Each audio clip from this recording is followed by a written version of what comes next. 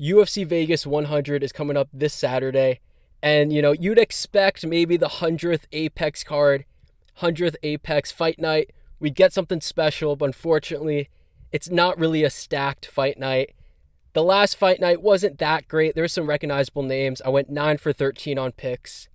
Not too bad, but we're going to, try to get a little bit better this time. The main event, Prates versus Neil Magny. It's cool to see Prates main event 5 rounds, but it's not a close fight. I don't think that anyone's really going to pick Neil Magny. I know that Neil Magny, he's like a win one, lose one type of guy, and he just lost one. He's not winning here. He's going to break the streak here. He's coming off of a TKO loss in the first round 2.5 months ago. And he decided to go against, 2 months later, one of the hardest and most dangerous guys in the division after his first knockout loss in a pretty long time. I have no clue who's managing these guys' careers. They just make stupid decisions.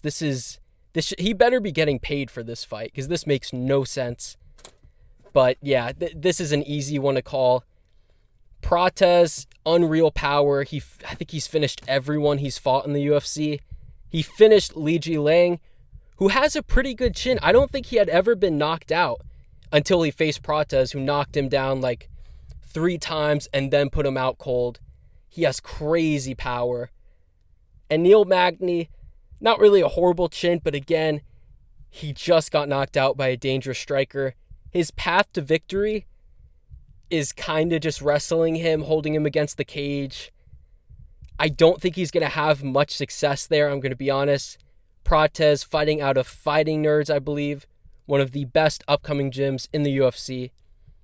I don't really see how Neil Magny is going to get this done. It's 5 rounds too. Yeah, Prates is winning this. I have him first round TKO.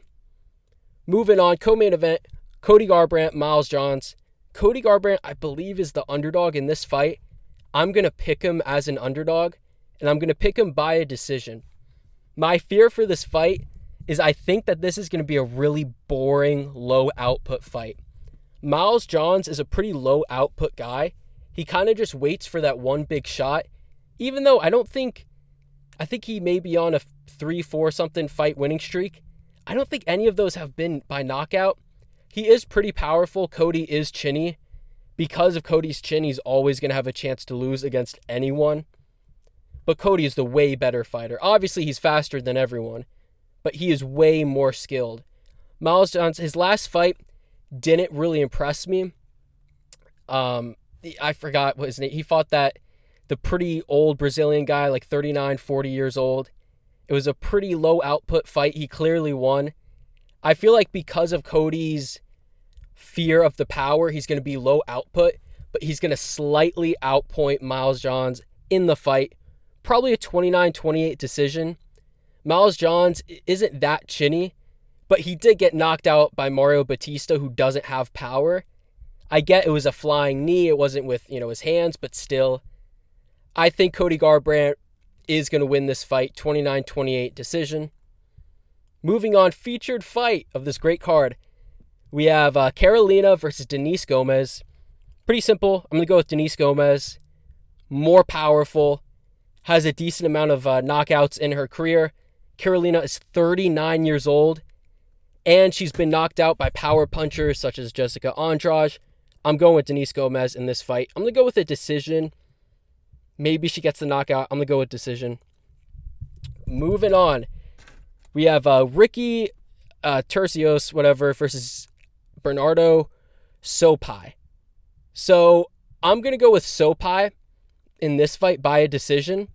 I get he got brutalized by Oliveira. Flying knee, one of the best KOs of the year. He was arguably winning that fight. He won the first round. He arguably won the second. He almost finished Oliveira on the ground.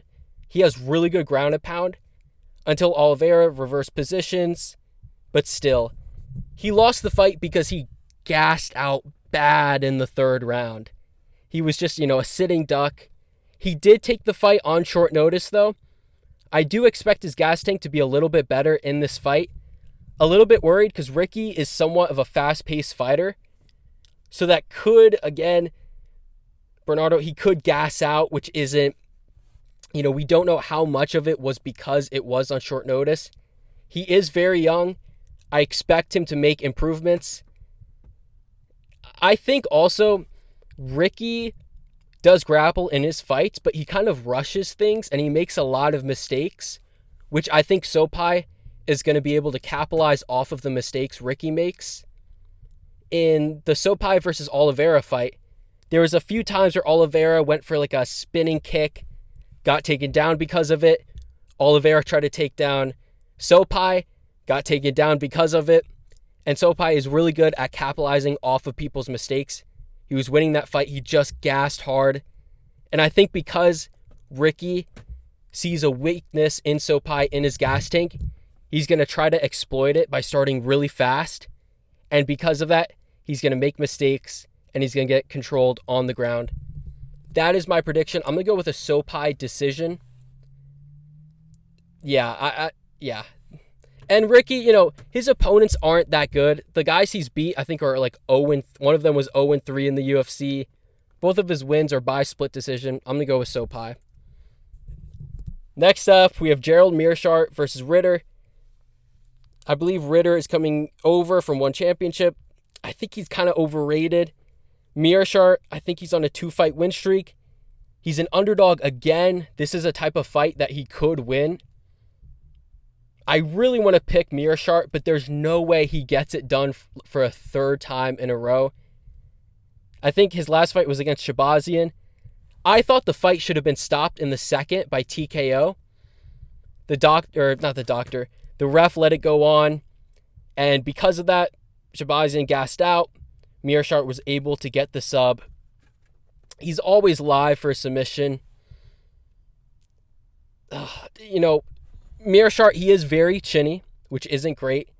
His stand-up is okay, but again, he gets chinned in a ton of his losses. De Ridder actually almost got subbed in his fight versus, I forgot his name. It's against like that Russian guy. I think he almost got submitted by a guillotine in the first 30 seconds. And then a few minutes later, he was able to get his own submission. I think Ritter, he has good knees to the body. His body shots are going to be key in this fight. I am going to go with Ritter. I just purely because I can't see Meershaert getting another upset victory. I think this would be 3 in a row. I'm going to go with Ritter by a TKO, second round. Moving on, I believe this is opening up the main card. We have Luana Pinheiro versus Gillian Robertson.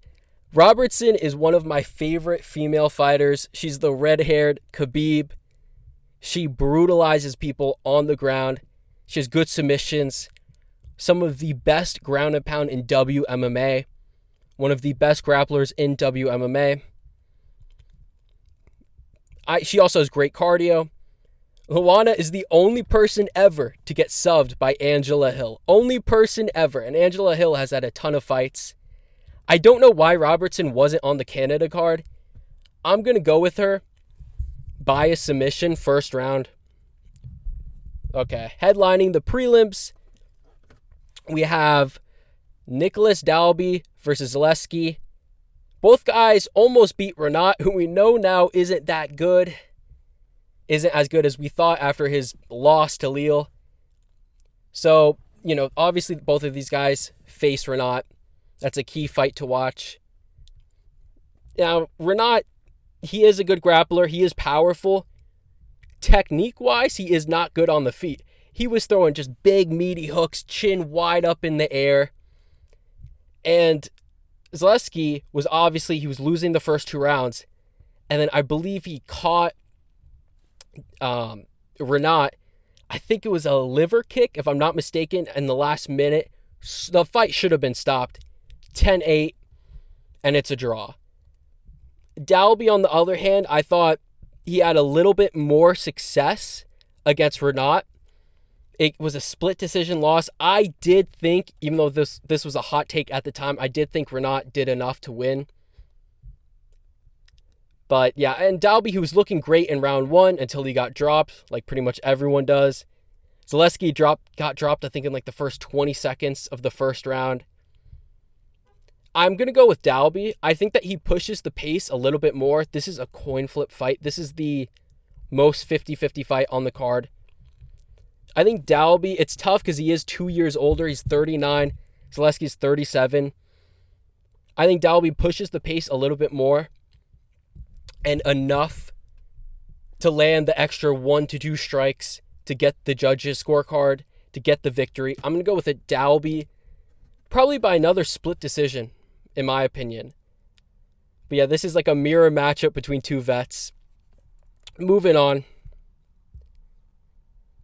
We have Abdul Malik versus Dusko. So this fight is interesting. I believe Dusko, he's coming off of like a 1.5 year layoff. I think he blew out his knee a 1.5 years ago.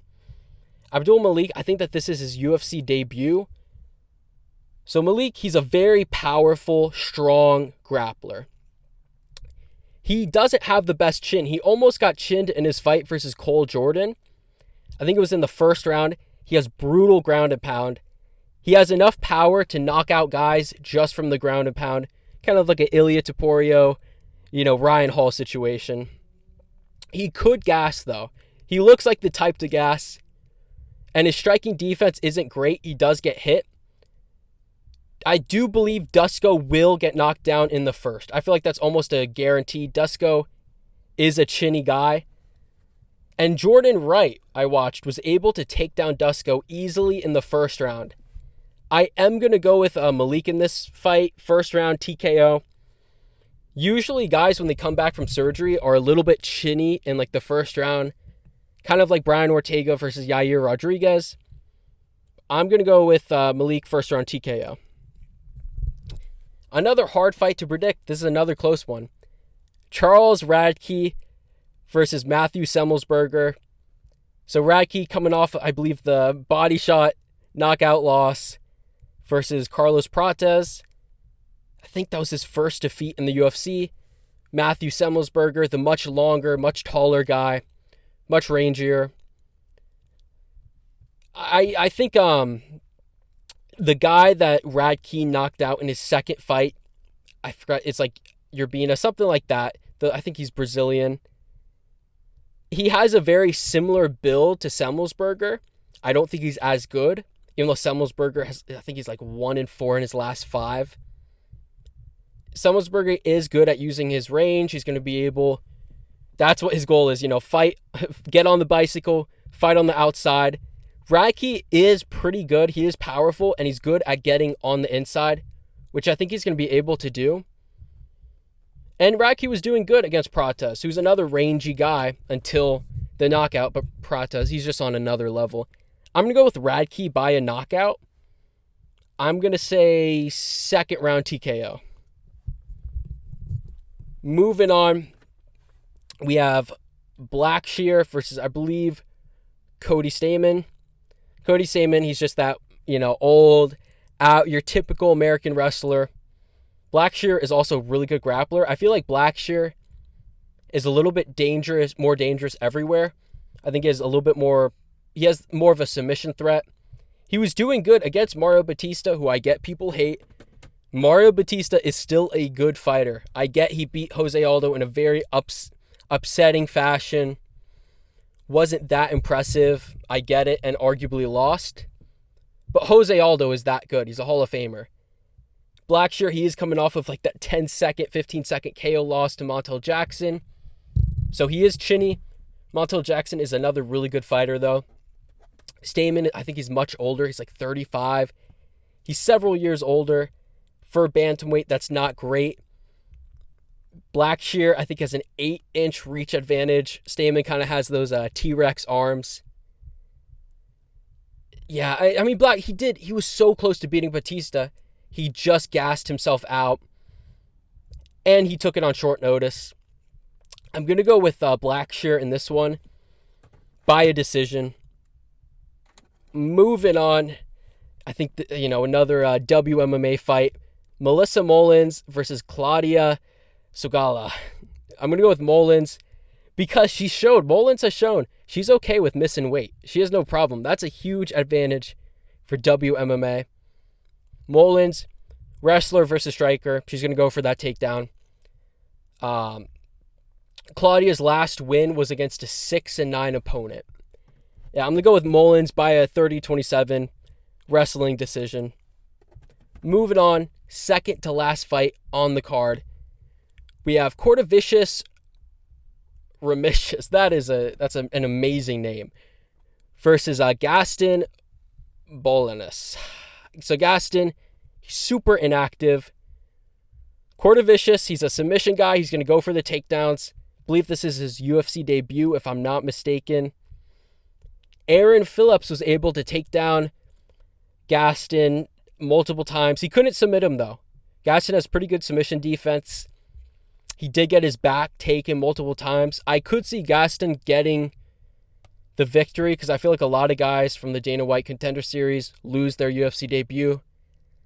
I'm going to go with Kowalkiewicz in this one because of the submission threat.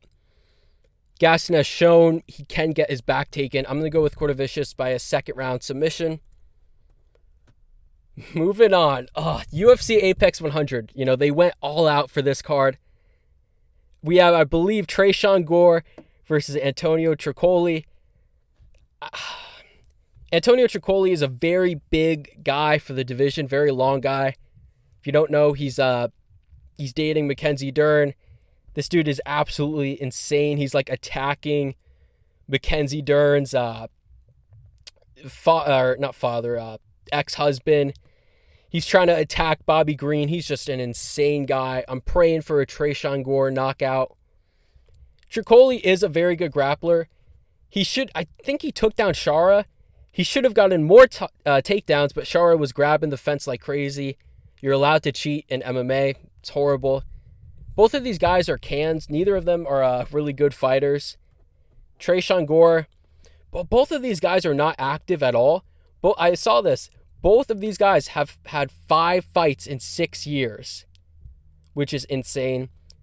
Both of them are kind of grapplers. Tricoli, he gassed, but he took it on short notice.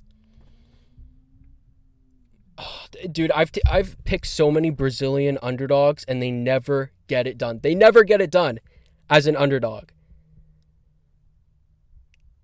I'm going to go... I feel like Tricoli is probably the right pick, even though he's an underdog. I'm going to go Tresean Gore, though, because I want him to win. It's just that level of an opponent where neither guy is good. It's a coin flip. I'm going to go with the guy I want to win. But yeah, that's it for the card. I think there's 13 fights. Hopefully we go 10 for 13 this time. Let me know who you're picking, main event, co-main event. But yeah, that is it for me. And yeah.